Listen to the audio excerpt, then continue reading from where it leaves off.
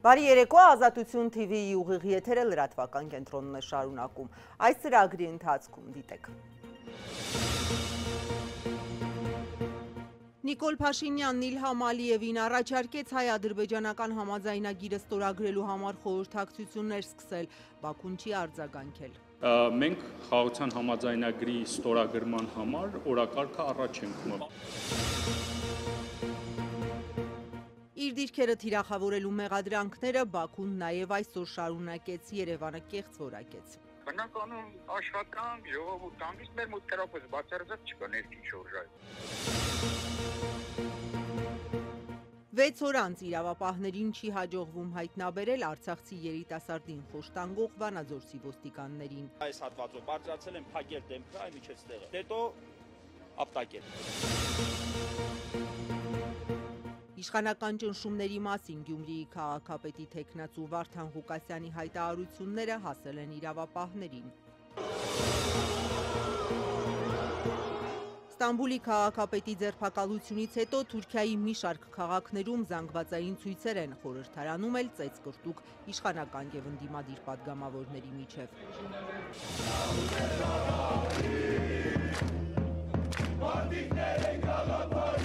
Նոր մարշչի առաջնորդությամբ առաջին խաղը Հայաստանի հավաքականին կհաջողվի հաղթել Վրաստանի ֆուտբոլի ընտրանին։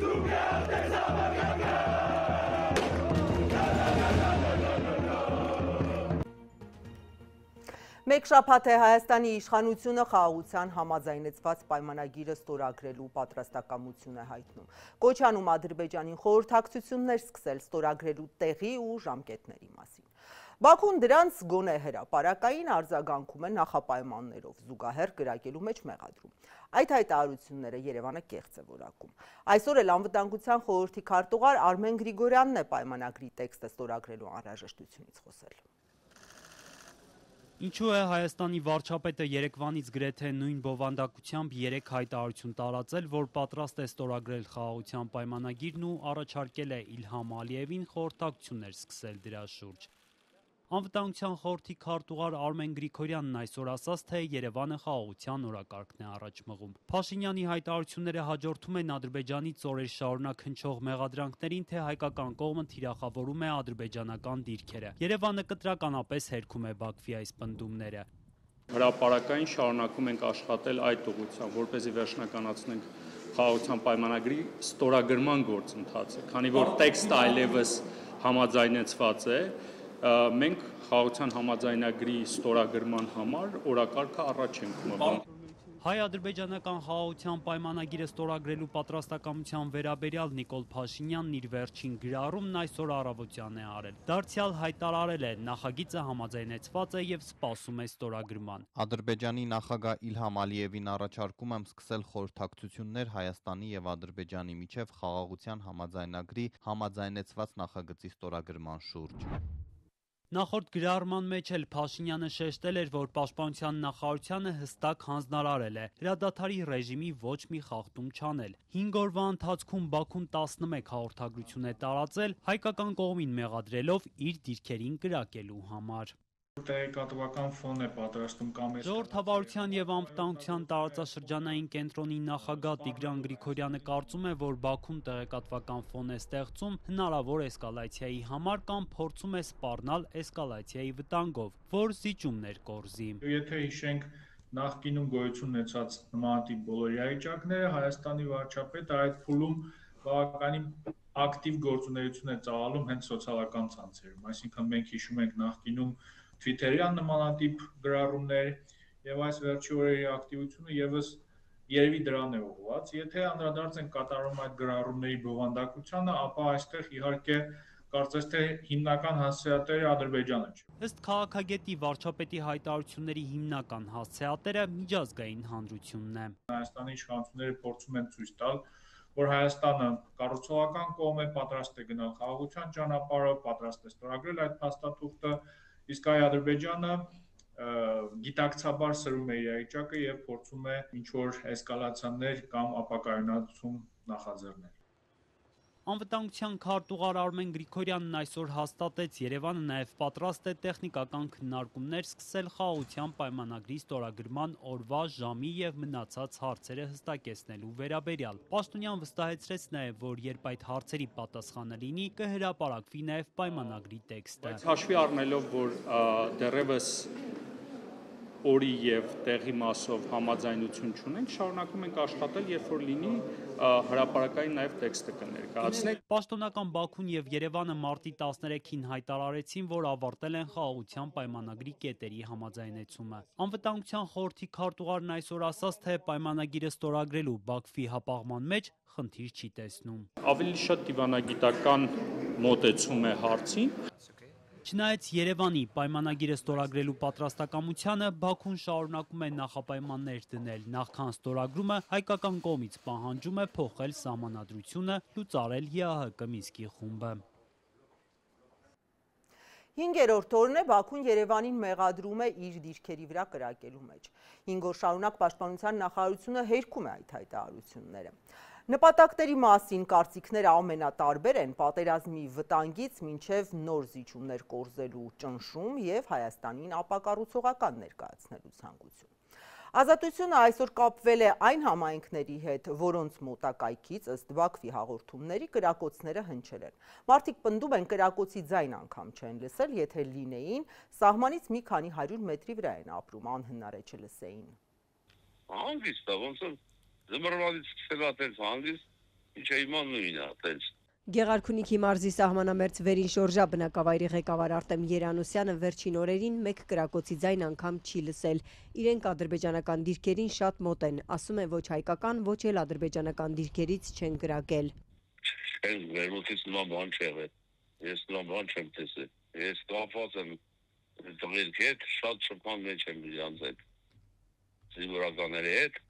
ես տես բան չեմ տեսել կողմից։ Հայաստանի պաշտպանության նախարարությունը վերջին 5 օրվա ընթացքում 11 հաղորդագրությամբ է հերքել Բաքվի պնդումները, թե հայկական կողմը կրակ է բացել ադրբեջանական դիրքերի ուղղությամբ։ Բաքվից կոնկրետ ուղղությունել է նշել արևելյան ու հարավ-արևելյան հատվածից, այսինքն Գեղարքունիքի ու Սյունիքի կողմերից։ Չեմ լսել։ Հայկական ու ադրբեջանական դիրքերն այնքան մոտ են, որ անզեն աչքով էլ տեսանելի կլիներ շարժը, իսկ կրակոցը հնարավոր չէր չլսել, պնդում է ներքին շորժա բնակավայրի ղեկավար Արամ Մինասյանը։ Մեր մոտ կրակոց բացարձակ չկա ներքին շորժայ, ոչ մի տեսակի կրակոց չկա։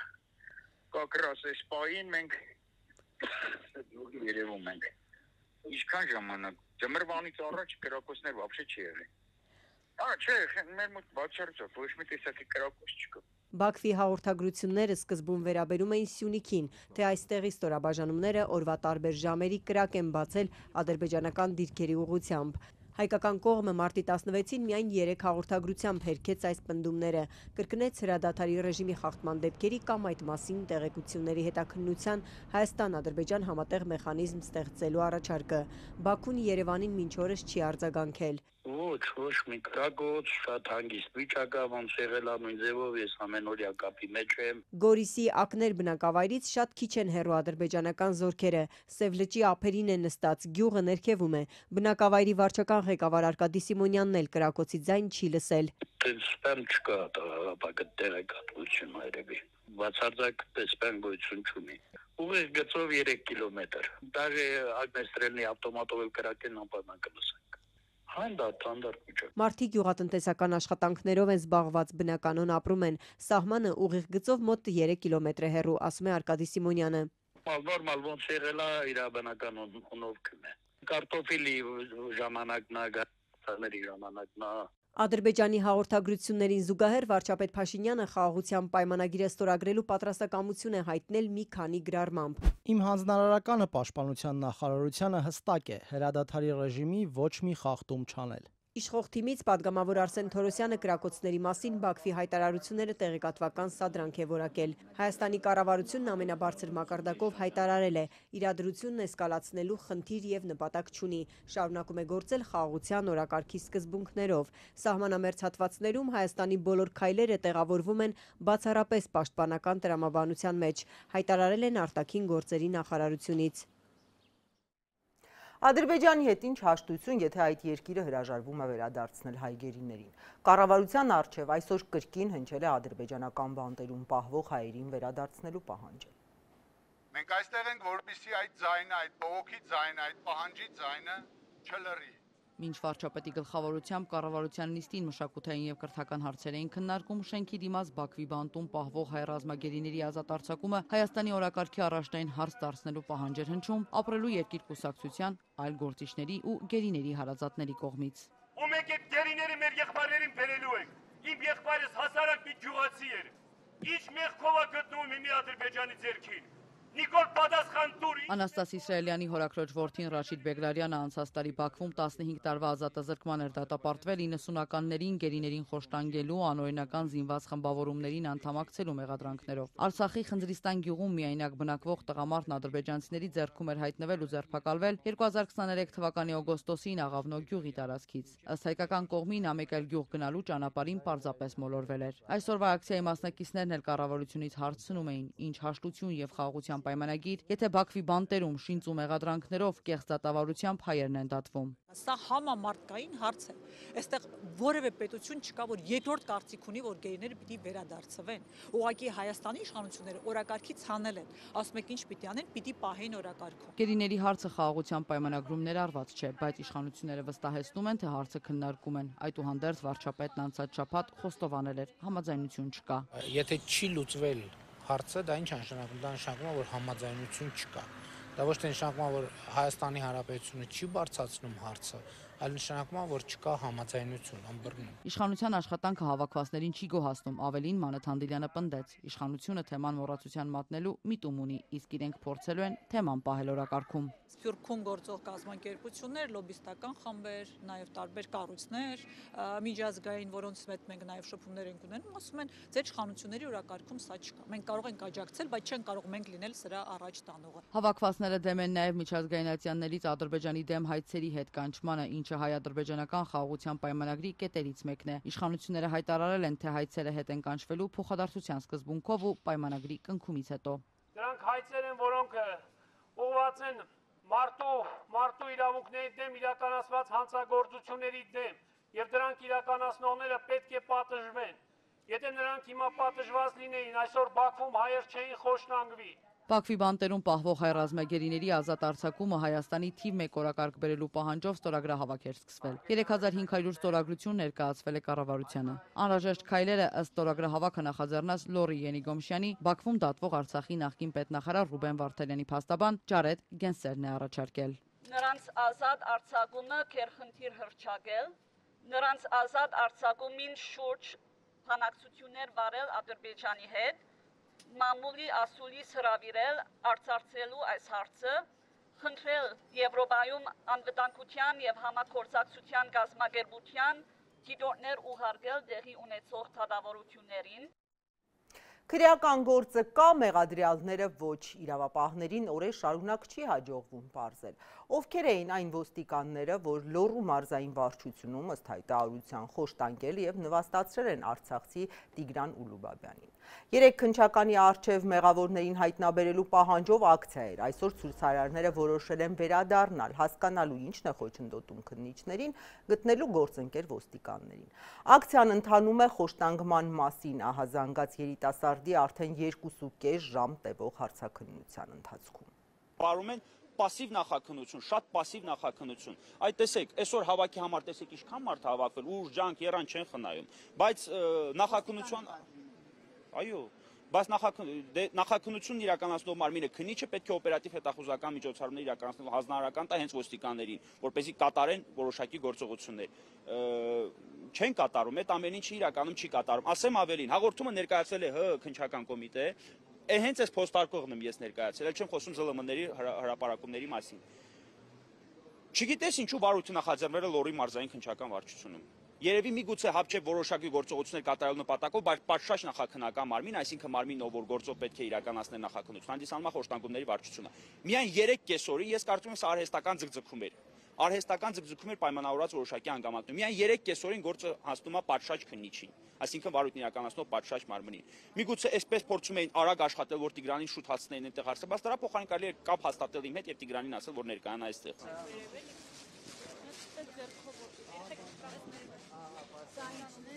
Սա այդ կոֆեի հետքն է, որ Տիգրանի վրա շպրտել են, նշելով, որ կոֆեի այս բաժակում այսքան կոֆե կար, այս սենց են արել նրա վրա, պահել։ Իսկ սա է շորերի վրա քերծվածներն ու հետքերը, տարբեր մազեր էլ կան անգամ է շորերի վրա, սենց շատ ցուցադրել չեմ ցանկանում, այս մազերը երևում է, վստահեցնում եմ, որ սա Տիգրան Ուլուբաբյանի մազերը չէ, այս էլ քաշոցի հետքերը, 1 2 սա արդեն փորձագետը կասի, ինչ աստիճանի է քաշված, թևերն էլ է երևում քաշված, ինչ։ Տիգրան Ուլուբաբյանը նշում է, որ այս հատվածով բարձրացել են փակել դեմքը, այ միջև ստեղը, քաշել են միջև դեմքը փակել, հետո ապտակել մի քանի անգամ։ Սրա վրա վստահեցնում եմ առկա են ոստիկանների կենսաբանական բազում հետքեր։ Սիրիա հումանիտար օգնություն ուղարկելու համար կառավարությունը 10 օրով կբացի հայ-թուրքական սահմանի մարգարայի անցակետը։ Եղած իրավական կարգավորումներով հնարավոր չէր չգործող անցակետով անձանց, բեռների և տրանսպորտային միջոցների անցումը։ Կառավարությունն այսօր փոփոխություն է արել։ Արդյոք թուրքական կողմի հետ ձեռք բերվել է համաձայնություն, գործադրից չեն մանրամասնել։ 90-ականների սկզբից փակված նույն այդ անցակետով Հայաստանը 2 տարի առաջ էլ 100 տոննա մարդասիրական օգնություն էր ուղարկել երկրաշարժից տուժած Թուրքիա։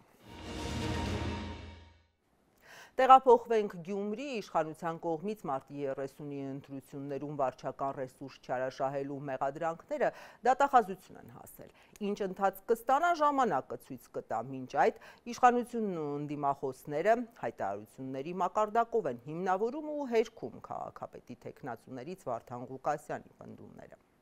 Ընտրատարածքային հանձնաժողովը գլխավոր դատախազություն է դիմել, խնդրելով ուսումնասիրել Գյումրիի քաղաքապետի թեկնածու նախկին քաղաքապետ Վարդան Ղուկասյանի վերջին հայտարարությունները։ Իսկ Կոմկուսի թեկնածուն իշխող քաղաքացիական պայմանագրին էր մեղադրել, թե վարչական ռեսուրս են չարաշահում, անգամ պնդել էր, թե պետական ողջ համակարգն աշխատում է իր դեմ, բանակից մինչև ազգային անվտանգության ծառայություն, մարդկանց կանչում, զգուշացնում ու վախեցնում են։ Ուրեմն կանչում են ազգային անվտանգությունը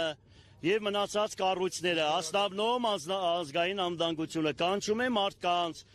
քաղաքում զգաստացնում են մարդկանց, ասում են պատասխան կտակ, եթե ԿՊ-ին չընտրեցիք, մնացած կառույցները, թակ-թակ կա, տեղերը կա, մարդիկ կան։ Ստացել են ընտրատարածքայինի դիմումն ու արդյոք արդեն ուսումնասիրում են այն։ Գլխավոր դատախազությունից Ազատությանը հրաժարվեցին մանրամասներ փոխանցել, հորդորեցին գրավոր հարցում ուղարկել։ Իսկ իշխող ուժի նախընտրական շտաբի ղեկավար Շիրակի մարզպետ Դավիթ Արուշանյանը Վարդան Ղուկասյանի հայտարարությունն ԱԱԾ-ի վերաբերյալ անհիմն է համարում։ Ուժային կառույցներին բացի օրենքով սահմանված կարգով ապահովել ընտրությունների թափանցիկությունը, որովհետեւ այլ հրահանգ չկա, նույն ոստիկանություն, ԱԱԾ, այն կառույցները, որոնք պետք է իրենց լիազորությունները իրականացնեն եւ ապահովեն մաքուր թափանցիկ ընտրություններ։ Բայց Վարդան Ղուկասյանը իշխող ուժին միայն սրա մեջ չէ, որ մեղադրում է։ Ուրեմն ասել են, մտնում եք ընդրական տեղաբաց, մտնում եք այդ ընդրախցիկի մեջ, 9 հոգի ենք, ուրեմն անպայման Վարդան Ղուկասյանի քվեաթեժնիկը դուս եք բերում, մեզ եք տալիս, որ մենք տեսնենք, որ դուք իրան չեք ընտրել։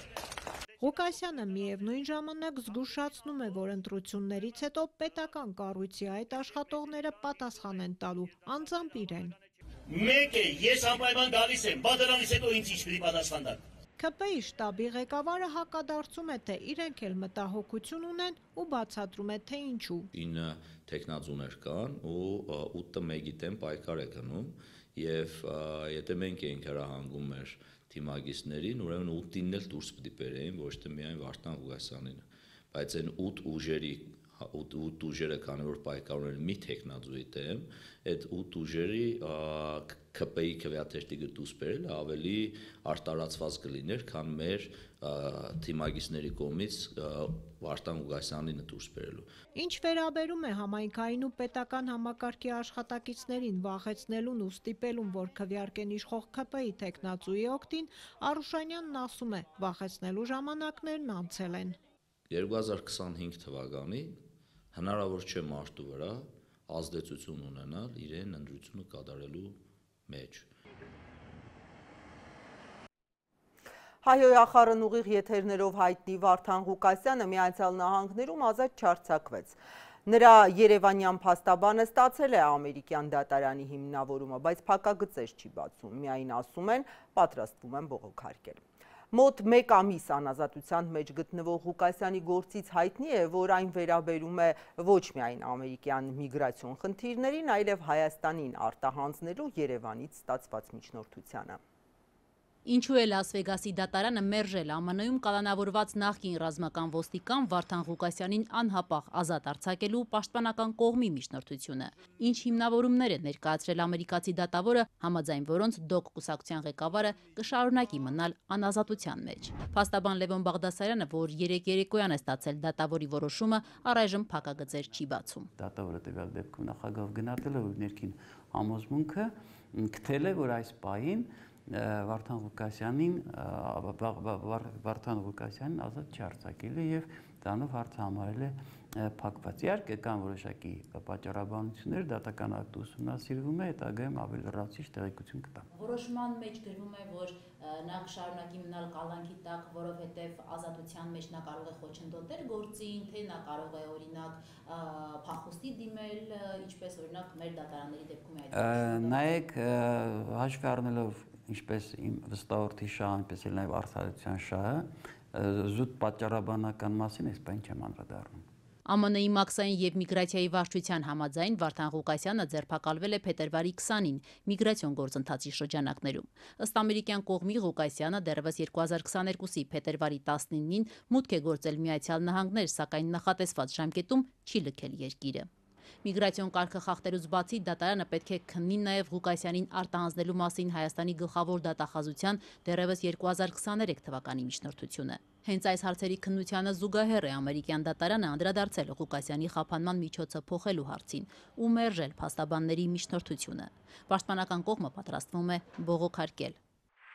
Իդեպ Վարդան Ղուկասյանի տելեգրամյան ալիքներում նախորդին տեղեկություն տարածվեց, թե իբրև Ղուկասյանի փաստաբանական խումբը ԱՄՆ-ում ցանկանում է հանդիպել այն մարդկանց հետ, ովքեր աշխատել են Հայաստանի պետական կամ ուժային կառույցներում եւ ցանկանում են հաղորդում տալ Հայաստանի կոռուպցիոն իրավիճակի մասին։ Տարածվել է նաև կոնկրետ հեռախոսահամար, խոստանալով երաշխավորել այդ անձանց գաղտնիությունը։ Լևոն Բաղդասարյանը սակայն հերքում է այս տեղեկությունը, հորդորելով փաստաբանների անունից Շերլոկ Հոլմս չխաղալ։ Պաշտոնապես հայտարարում են, որ ոչ Վարդան Ղուկասյանը ոչ էլ Վարդան Ղուկասյանի փաստաբանական թիմը նման հայտարարություն չի տարածել, դրա կարիքը մենք առավել եւս չենք զգում եւ այն անձինք, ովքեր փոխտոջերում ցանկանում են ձուկ բռնել, խորհուրդ եմ տալիս փաստաբանական թիմի տիրույթից դուրս գան։ A man described as a political refugee remains held here in an ICE facility. ԴՕԿ կուսակցության ղեկավարի դատական գործը հայտնվել է նաև տեղական լրատվամիջոցների ուշադրության կենտրոնում։ Ղուկասյանին կալանքի տակ պահելու ամերիկացի դատավորի որոշմանը նախորդին անդրադարձել է Լաս Վեգասում գործող հեռուստաընկերություններից մեկը։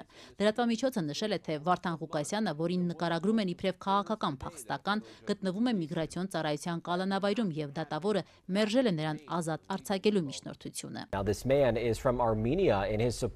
Այս մարդը Հայաստանից է եւ նրա աջակիցները ցանկանում են, որ նախագահ Թրամփը ներգրավվի այս գործում։ Լրատվամիջոցը զրուցել է ԴՕԿ կուսակցության ղեկավարի աջակիցներից մեկի հետ, ով պնդել է, թե Վարդան Ղուկասյանը քրեական հանցագործ չէ, նա 2-3 տարի ապրել է ԱՄՆ-ում եւ որևէ վատ բան չի արել, ինչը կարող են ստուգել։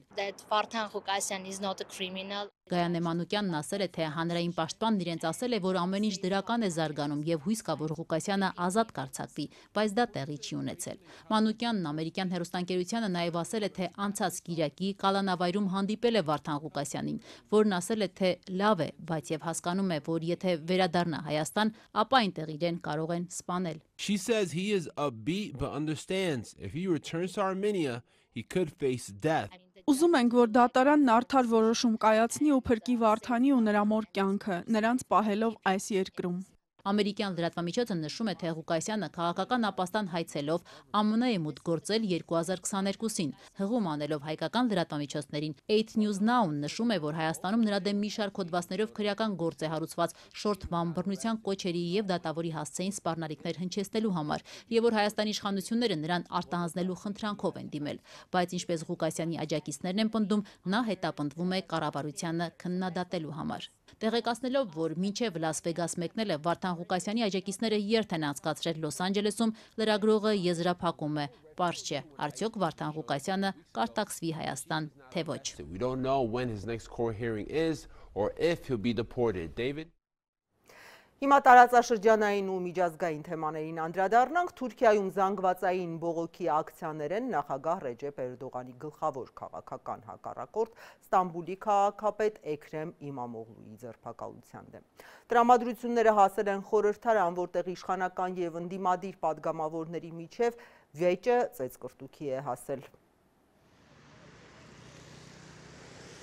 Ոստիկանական բարիկադներ են Ստամբուլի քաղաքապետարանի մոտ, արգելափակված է Թաքսիմ հրապարակը։ Բոլոր այն փողոցները, որ տանում են այդտեղ, մետրոյի մի քանի կայարաններ են փակ, անվտանգության ուժեր են ամենուր, որտեղ հնարավոր են նորից բողոքի կայծեր բռնկվեն։ Եվ չնայած այս ամենին, ակցիաները շարունակվում են։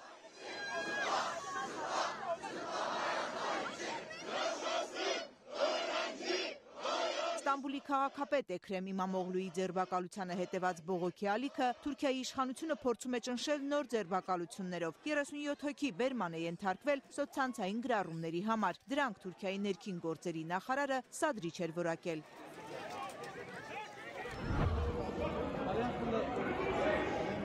Կրքերն այսօր թեժացել են նաև խորհրդարանում, իշխող Արդարություն եւ Զարգացում կուսակցության ու ընդդիմադիր ժողովրդահանրապետականի падգամավորների միջև լեզվակռիվը վերածվել է ծեծկրտուքի։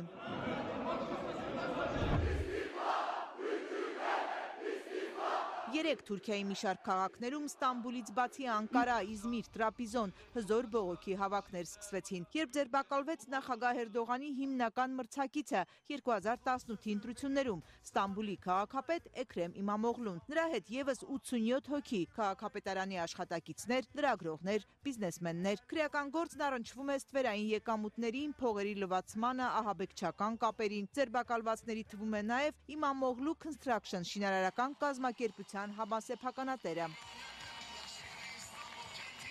Թուրքական ոստիկանությունը միլիոնավոր լիրաների կադրեր է տարածում, ասում են ձերբակալված քաղաքապետի համախոհների դարակներից են գտել 40 միլիոն թուրքական լիրա։ Չեղարկվել էր նաև քաղաքապետի դիպլոմը, ըստ իրավապահների այն խախտումներով է ձեռք բերվել։ Այդպիսով Իմամօղլուն նախագահական ընտրություններում առաջադրվելու իրավունքից զրկվում է։ Այնինչ խոշորագույն ընդդիմադիր ժողովրդահանրապետական կուսակցության հավանական թեկնածուն էր։ Այս փաստն էր հազարավորների փողոց հանել 3 մինչև ուշ գիշեր։ Էկրան Բաշկանımızı Երբեք չենք ընդունի այնինչ տեղի ունեցավ մեր քաղաքապետի հետ։ Սա լրիվ դավադրություն է։ Այս օպերացիան իրականացրին, որ ժողովրդահանրապետական կուսակցության նախնական ընտրությունները կանխեն։ Սա անարդար ու անօրինական է։ Engellemek adına yapılmış bir operasyon olduğunu düşünüyorum.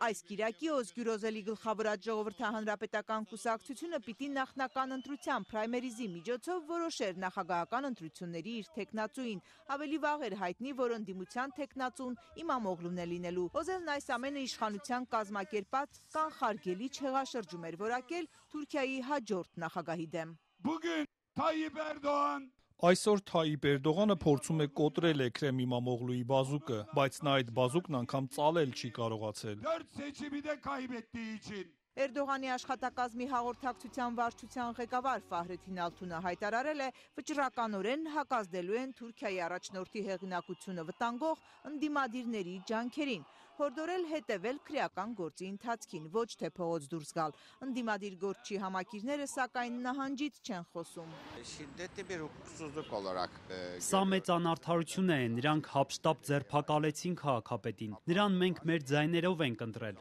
Այս ամենը ժողովրդավարական գործընթաց չէ, գողանում են մեր ձայնը։ düşünüyorum ve kınıyorum. Ama halk Երեք տեսակ բոլորը փողոցներում ու հրապարակներում էին։ Հրապարակներն ու քվեատուփերը ցույց կտան, թե ինչ դուրս կգա այս ամենից։ Կհաղթի նա, ով արդար է։ Haklı olan kazanacak diyorum. Այսօր օրվա երկրորդ կեսին բողոքի ակցիաներին զուգահեռ տարածվեց ձերբակալված ընդդիմադիր Գորչի X-ի գրառումը։ Էքրեմ Իմամօղլուն նախ դատական համակարգին է դիմել ընդվզել ու պայքարել, չծառայել իշխող ուժին, իսկ իշխանականներին հորդորել է չլռել, արտահայտվել։ Այս ամենն այժմ բոլորիս է վերաբերում, սկսած ձեր ընտանիքներից։ Այնպես չէ, որ եթե օձը ինձ չի կծում, թող 1000 տարի էլ ապրի։ Ձեզնից յուրաքանչյուրը պիտի բարձրաձայնի, եթե նույնիսկ օձը ինձ չի կծում, չի կարող ապրել մեր երկրում։ Ստամբուլի քաղաքապետ Էքրեմ Իմամօղլուի ձերբակալությունը շատ վատ նշան է, այսօր հայտարարել է Գերմանիայի դաշնային կանցլեր Օլաֆ Շոլցը։ Ընդգծել դա չի կարող ազդեցություն չթողնել Թուրքիայի եւ Եվրամիության հարաբերությունների վրա։ Նման առաջատար ընդդիմադիր Գորչի ձերբակալությունը ծանր բեռ է թե թուրքական ժողովրդավարության, թե Եվրոպայի ու Թուրքիայի հարաբերությունների համար, նշել է Շոլցը։ Կրեմլից ասել են Թուրքիայի ներքին գործն է, չենք մեկնաբանում։ Թուրքիան եռում է եւ ամենայն հավանականությամբ մինչեւ կիրակի էլ իրավիճակը չի հանդարտվի։ Ընդդիմադիր ժողովրդահանրապետականի առաջնորդ Օզելը մարտի 23-ը հռչակել է արտահերթ ընտրությունների սկիզբ, մարդկանց հավաքի կանչել, որում թեկնածու պիտի հռչակեն ձերբակալված Իմամօղլուին։ Աշխարհի ուշադրության կենտրոնում շարունակում է մնալ ռուս-ուկրաինական հակամարտությունը։ Թրամփ-Պուտին հեռախոսազրույցից հետո նաև Միացյալ Նահանգների եւ Ուկրաինայի նախագահները զրուցեցին, երկուսն էլ հայտարարեցին, որ գոհ են։ Ինչ կարող է սա նշանակել 3 տարի շարունակվող պատերազմին վերջ դնելու համար։ Նախագահներ Թրամփի եւ Զելենսկու երեկվա հեռախոսազրույցից մեկ օր անց Եվրոպական միության առաջնորդներն այսօր հանդիպում են Բրյուսելում քննարկելու իրենց պաշտպանական ռազմավարությունն ու Ուկրաինային հավելյալ ռազմամթերք տրամադրելու հարցը, որպեսզի այն դիմակայի Ռուսաստանի սանձազերծած եւ արդեն ավելի քան 3 տարի ընթացող պատերազմին։ Միաժամանակ Լոնդոնում անցկացվում է Ուկրաինային աջակցող երկրների պաշտպանության նախարարների դռնփակ հանդիպումը։ Սա Մեծ Բրիտանիայի եւ Ֆրանսիայի նախաձեռնությունն է, որը նպատակ ունի խաղաղապահներ տեղակայել Ուկրաինայում խաղաղության համաձայնագիր կնքելուց հետո։ Բրյուսելյան հանդիպումից առաջ ԵՄ արտաքին գործերի եւ անվտանգության քաղաքականության հարցերով բարձր ներկայացուցիչ Կայա Կալասը հայտարարեց, եթե Ուկրաինան ուժեղ լինի, ապա կկարողանա ուժի դիրքերից բանակցել։ Նա ԵՄ առաջնորդներին կոչ արեց 5 միլիարդ եվրո հատկացնել, որը հարկավոր է Ուկրաինային 2 միլիոն հրետանու արկ ձեռք բերելու համար, որի կարիքն Ուկրաինան ունի այս պահին։ Մենք պետք է առնվազն սկսենք իսկապես կոնկրետ քայլեր անել, ոչ միայն խոսքով, այլև գործով, որ օգնենք Ուկրաինային հենց հիմա, որովհետև որքան ուժեղ են նրանք մարտի դաշտում, այնքան ավելի ուժեղ կլինեն բանակցությունների սեղանին։ Հանդիպմանը Օսլոյից տեսակապով մասնակցել է նաև նախագահ Զելենսկին, որն իր ելույթում կոչ է արել հաստատել 5 միլիարդ եվրոյի աջակցությունը։ Շարունակվող դիվանագիտական ջանքերը չեն նշանակում, որ Ռուսաստանի վրա պետք է քիչ ճնշում գործադրվի, ասել է Զելենսկին եւ կոչ արել շարունակել պատժամիջոցների կիրառումը։ Դա ըստ նրա Պուտինին կստիպի դադարեցնել անհարկի պահանջներ ներկայացնելը, որոնք միայն երկարացնում են պատերազմը եւ կսկսի անել այն, ինչ խոստանում է աշխարհին։ Նա նշել է, որ ռուսական կողմի շարունակվող հարձակումները ցույց են տալիս Ռուսաստանի իրական նպատակները։ Չնայած Պուտինի խոսքերին, թե իբր պատրաստ է դադարեցնել հարձակումները, ոչինչ չի փոխվել։ Պատժամիջոցները շատ ու շատ անհրաժեշտ են։ Դրանք պետք է ուժի մեջ մնան այնքան, քանի դեռ Ռուսաստանը դուրս չի եկել մեր հողից եւ ամբողջությամբ չի փոխհատուցել իր ագրեսիայի պատճառած վնասը։ Մեծ Բրիտանիայի վարչապետ Քիր Ստարմերն իր հերթին հայտարարել է. կարևոր է, որ Բրիտանիան եւ Ուկրաինայի մյուս աջակիցները կարողանան անմիջապես քայլեր ձեռնարկել Ուկրաինային անվտանգության երաշխիքներ տալու հարցում, եթե Ռուսաստանի եւ Ուկրաինայի միջև խաղաղ համաձայնագիր կնքվի։ Մենք աշխատում ենք տեմպով, քանի որ չգիտենք, արդյոք գործարք կլինի թե ոչ։ Ես իհարկե հույս ունեմ, որ կլինի, բայց եթե գործարք լինի, իսկապես կարևոր է, որ մենք կարողանանք անմիջապես արձագանքել։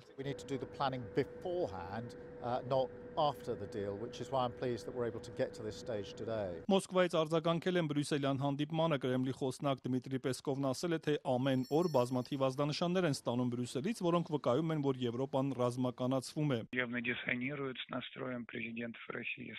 Դա ակնհայտորեն հակասում է Ռուսաստանի եւ Միացյալ Նահանգների նախագահների տրամադրվածությանը ուղիներ փնտրել կարգավորման խաղաղ գործընթացի փուլ մտնելու համար։ Այնպես որ Եվրոպան մինչ այժմ գնացել է ռազմականացման ճանապարհով եւ ավելի շուտ վերածվել է պատերազմի կուսակցության։ и скорее превратилась в партию войны. Պեսկովը նաև հաստատել է, որ ռուս-ամերիկյան հաջորդ հանդիպումը տեղի կունենա երկուշաբթի Սաուդյան Արաբիայում։ Երեկ Թրամփի հետ հեռախոսազրույցում Զելենսկին ընդունել է անվերապահ հրադադարի եւ էներգետիկ ենթակառուցվածքներին չհարվածելու առաջարկը, նաև քննարկել են այս նպատակներին հասնելուն ուղղված քայլերն ու տևական խաղաղության հասնելու ուղիները, ինչպես նաև Ուկրաինայի էներգետիկ ենթակառուցվածքների հարցը։ Թրամփն ասել է, որ ամերիկյան սեփականություն դառնալու դեպքում դա կլինի դրանց լավագույն պաշտպանությունը։ Պարզ չէ, սակայն Զելենսկին այս հարցում համաձայնություն տվել է, թե ոչ։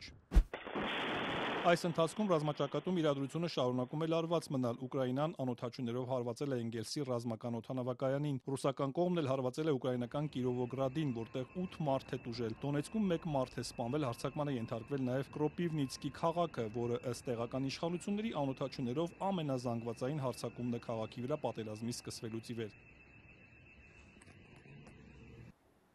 Վերադառնանք Երևան, րոպեներ անց հանրապետական մարզադաշտում կհանդիպեն Հայաստանի և Վրաստանի հավաքականները։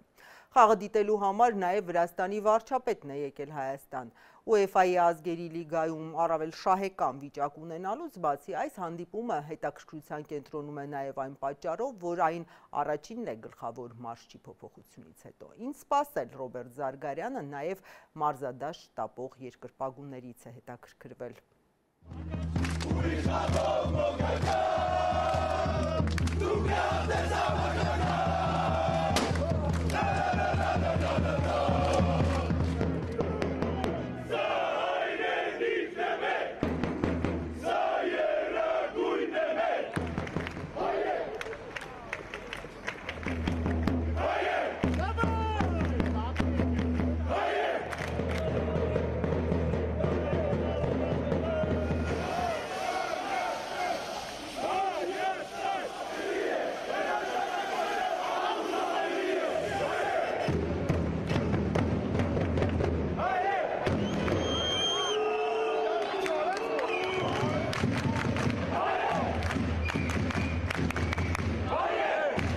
Քիչ անց կմեկնարկի հանդիպումը, երկրպագուների հոսքը դեպի հանրապետական մարզադաշտ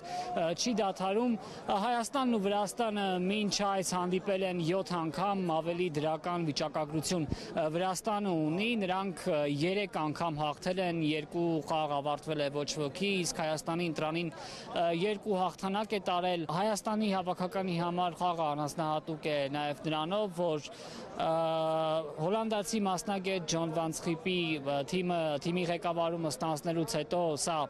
առաջին հանդիպումն է, նա մինչ այս պահը շատ ժամանակ չի ունեցել թիմին ճանաչելու համար եւ սա կարելի է ասել այսպես առաջին փորձությունն է, իսկ ինչպիսի արդյունք կլինի, տարբեր կարծիքներ կան, երկրպագուների հետ ենք խոսել եւ Հայաստանի հավաքականի եւ վրացի երկրպագուների, որոնց թիվը Երևանում նույնպես մեծ է, հենց հիմա այս տարածքով եւ վրացիներն են անցնում եւ հայ երկրպագուները, թե ինչ էինք զրուցում նրանց հետ, առաջարկում եմ հիմա դիտել։ Նրանք առաջին խաղակեսում այդքան էլ լավ չեն խաղա, բայց երկրորդ խաղակեսում պետք է բերեն խաղի արդյունքը։ Ավել բան չեմ կարող ասել։ Իսկ նոր գլխավոր մարզչից ինչ ակնկալիք Առաջին խաղում շատ մեծ ակնկալիքներ չունեմ, բայց հույս ունեմ, որ հետագայում արդեն ավելի լավ պայմաններում կարողանան հաղթահարել, էլի ես։ Դուք ինչ կարող եք ասել, ինչ ակնկալիք։ Էսի մարզչի առաջին խաղն է, շատ չենք ուզում ճնշենք իրան, բայց հույս ունենք լավ արդյունքներ կլինի այս մեր համար։ Վրացիները ուժեղ են, բայց շանս ունենք։ Հաղթանակ, մենակ հաղթանակ։ Իսկ ինչ տիպի խաղ կընթանա։ Դիտարժան։ Հիմա կկրենք մենք։ Հաղթանակի կողմն ենք միշտ գնում։ Մենակ հաղթանակ։ Մի սասեդի приехали։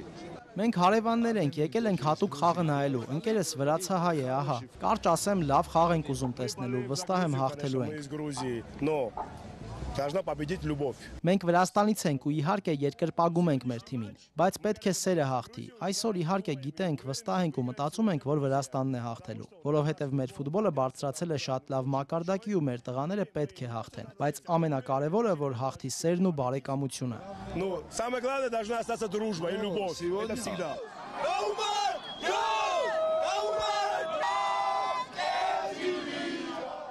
don't know exactly. I cannot say. Կոնկրետ չգիտեմ, գիտեք 50-50 է, շատ դժվար է ասել, բայց կարծում եմ Վրաստանը կհաղթի։ Yeah, for sure. Yeah. Thank you. Thank you. Oof, I really expect a hard match for both. Կարծում եմ, որ երկու թիմերի համար էլ բարդ խաղ է լինելու։ Մտածում եմ, որ իմ ազգային հավաքականը կհաղթի։ Գիտենք նաև, որ երկու թիմերն էլ ոչ այդքան լավ արդյունքներ են ունեցել վերջին հանդիպումներում։ Ընկերական, բարեկամական խաղ է լինելու, բայց կարծում եմ Վրաստանն է հաղթելու։ In the previous games, but I hope it will be some neighborly, some friendly game, and I hope Georgia wins.